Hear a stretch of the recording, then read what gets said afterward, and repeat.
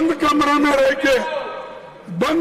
में रह के आप सुन रहे होंगे मेरी बात, लेकिन आप बंद कमरे में रह के बहुत दिन छुप नहीं सकते।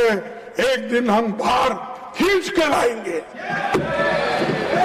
एंटी पेपर लीक पर बहस के दौरान राज्यसभा नेता प्रतिपक्ष मल्लिकार्जुन खड़गे ने केंद्र सरकार पर जमकर हमला बोला।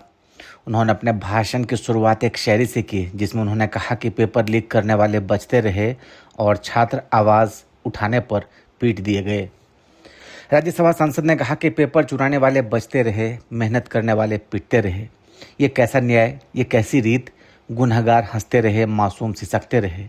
इस दौरान कुछ सांसदों की ओर से उनकी हिंदी पर टिप्पणी की गई तो उन्होंने कहा कि आपका हिंदी अच्छा होगा, लेकिन मेरी भी हिंदी थोड़ा सुनिए। कांग्रेस के वरिष्ठ नेता मल्लिकार्जुन खड़गे ने कहा, ये मैं इसीलिए कह रहा हूँ कि पेपर लीक होने से कितने ही मासूम बच्चों का नुकसान हुआ, कितने लोग पिट गए, कितने माँ बाप परेशान हैं और कितने महिलाएं बच्चे परेशान हैं। यानी मासूम लोग आज मासूम तो खड़गे ने कहा कि चर्चा के लिए आए पब्लिक एग्जामिनेशन अमेंडमेंट बिल 2026 में आपने सिर्फ आंकड़े बदले हैं। इस बिल में बस आंकड़े ही बदलते रहे, इससे कुछ नहीं होने वाला।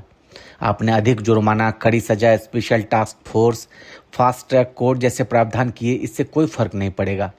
उन्होंने गृह मंत्री अमित शाह से कहा कि एक दिन वे बंद कमरे से उन्हें खींचकर बाहर लाएंगे। किसका कान गया, किसका हाथ गया, किसका पैर टूटा, इसका जिम्मेदार कौन है?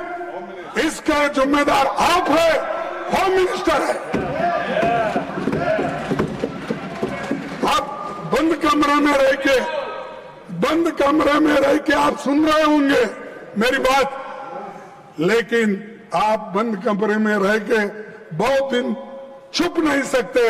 एक दिन हम बाहर खींच कर लाएंगे